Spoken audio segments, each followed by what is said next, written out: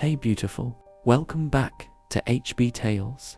Subscribe as we are starting our story. The night was colder than usual, but Donald Trump wasn't bothered by it. His coat was thick, his hat low, and his disguise, carefully crafted, was almost perfect. For once, he was a man among the people, without the layers of security or public attention that usually followed him. The homeless shelter in front of him wasn't a place for him to make headlines. It was a place for him to make a difference. He had heard the criticisms, heard them all. The wealthy elite never understood the struggles of the homeless, they said. But he wasn't here for a photo op or to prove a point. He was here to understand, to experience firsthand what it was like to be forgotten, to see if the resources promised to the homeless were truly reaching them. Time to see for myself, Trump muttered under his breath as he stepped through the door. And for the first time in a long while, the world around him felt uncertain. Inside the shelter, the air was thick with the scent of disinfectant and the rustling of blankets. The place was quieter than he expected. No one shouted or caused trouble. Instead, people were huddled in their corners, wrapped in layers of worn clothing, waiting for a night of rest. Trump surveyed the room, his gaze falling on each face. He could hear their whispered conversations, their murmurs of frustration and longing. There was a palpable sense of weariness, but something in the air told him that these people weren't just waiting for food or shelter. They were waiting for something more, an opportunity, a change, and Trump could provide that. But before he could approach anyone, a voice broke through the hum. "You're not supposed to be here." Trump turned sharply, startled. An elderly woman in the corner had fixed her gaze on him. He recognized her face. She was one of the many residents, but there was something familiar about the way she spoke. "You're not one of them," she added, almost knowingly. "What do you mean?" Trump asked, surprised at how calm his voice sounded. "You're not the person you pretend to be," she said cryptically. Her words hung in the air, leaving Trump unsettled. But he wasn't here to get distracted by riddles. He had a mission. Trump decided to take action. He approached a small group of people sitting near the back, trying to blend in and talk casually with them, but his questions only led to more confusion. The people seemed hesitant to share their stories, as though there was a deeper fear within the shelter. It was as if the shelter itself held secrets, not just for its inhabitants, but also for the outside world. A young man finally spoke up. "Everyone's afraid to talk," he said, "afraid to ask for more.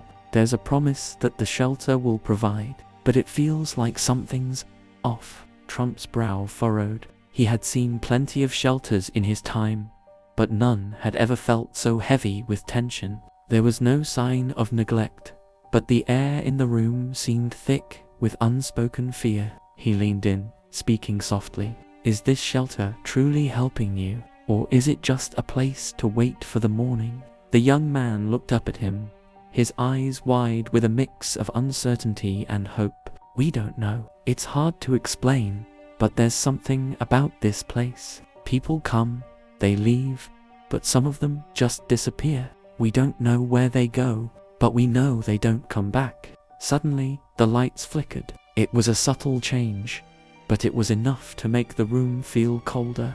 The murmurs rose again, but this time, it wasn't just the residents whispering. The air felt charged, filled with a strange energy. Trump stood, his instincts alert. As he turned, he saw a figure standing by the entrance, someone he hadn't noticed before.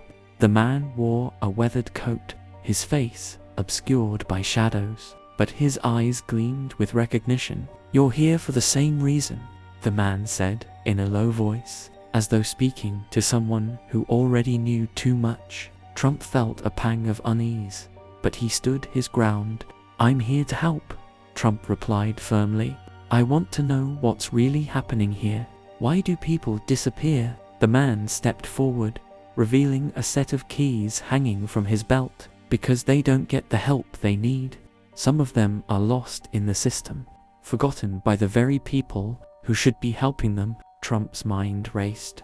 This was no ordinary shelter. Something was happening here that the public didn't know about, something he needed to uncover. Determined to get answers, Trump followed the man down a narrow hallway toward a locked door. He had to know the truth. The man unlocked it, revealing a hidden room behind the shelter's walls, and office filled with files, computers, and stacks of paperwork.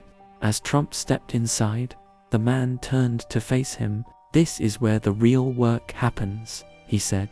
"The shelter isn't just for the homeless. It's a testing ground for new programs, new ways to help people.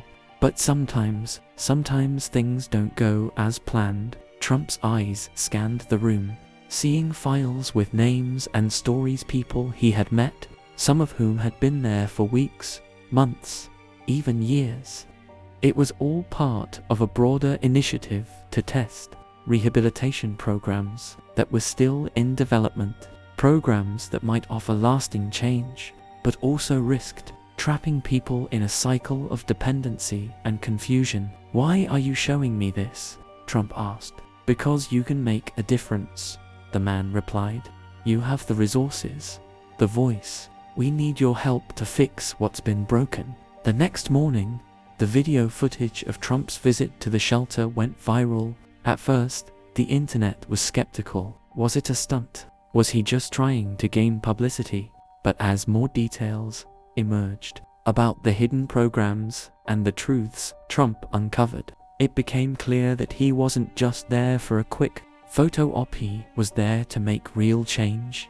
Trump publicly announced that he would be investing in revamping the homeless shelter system nationwide, pushing for greater accountability, transparency, and more effective rehabilitation programs. He vowed to work with experts, advocates, and local organizations to ensure that those who needed help would receive it and that no one would ever be left behind again. The viral video of Trump's undercover visit became a symbol of change.